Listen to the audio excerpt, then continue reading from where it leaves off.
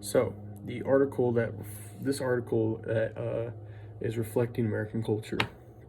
It's interesting to see how our culture can be um, kind of picked apart almost in a way, and really broke down into a very simple manner, like a really simple way, like a very simple type of culture.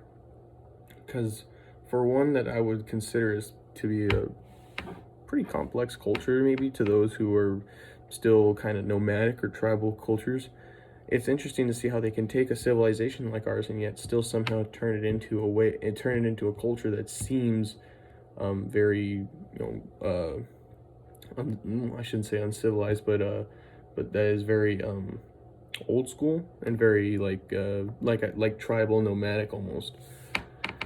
It's interesting to see how they can connect that. So, a practice in our culture that might be seen from an outside observer that might seem different is uh is the hunting community. Here in the United States, the hunters are considered, environmentalists. Some people hunt just for trophies. Most people do hunt for game, but it's not required. Like, we don't need to hunt in order to survive. Now, from someone from the outside, they might think that hunting an animal for trophy alone is weird. Like, why would you kill something if you're not going to eat it? And they also probably would be really confused by our standards of regulating and uh, the way we allow who can shoot what and when and what type of animals they can shoot. Because in the US, you have to get a hunting license and permits, and if you're going duck hunting, for example, you have to get a duck stamp.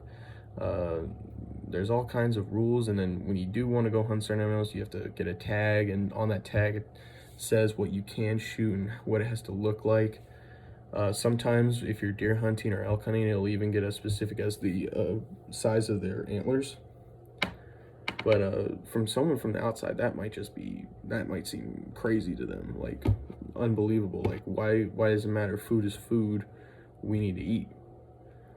So I think that's a really interesting way of looking at the hunting community as a whole, because here in the U.S., hunters are considered to be, actually very big environmentalists, conservationists, because we value the animals that we are shooting, and we want to be able to continue doing that. So conservation is key. So that's why we have to do certain things by the book. But to someone from outside, they just want the food so that they can feed their families, essentially.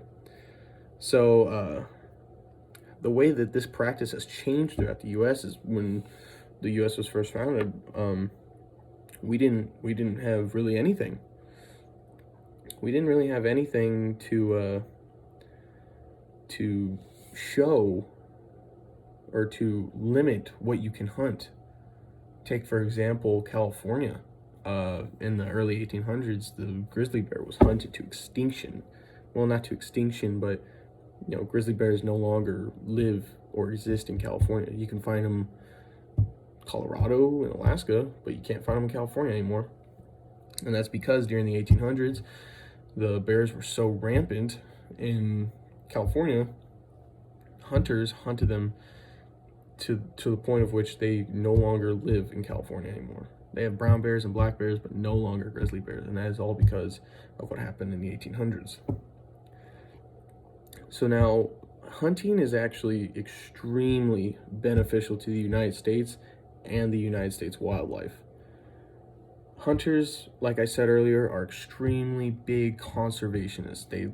We are all about conserving the environment and making sure that animals stay healthy and stay alive, because if they stay healthy, we can continue hunting them, and that's what we love to do. So making sure that conservation comes first and that we are taking care of the environment that we hunt in, that is critical, that is key.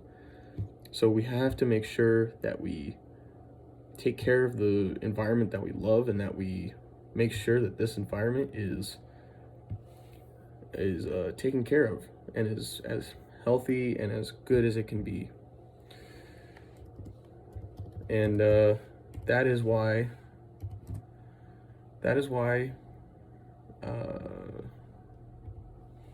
brain fart.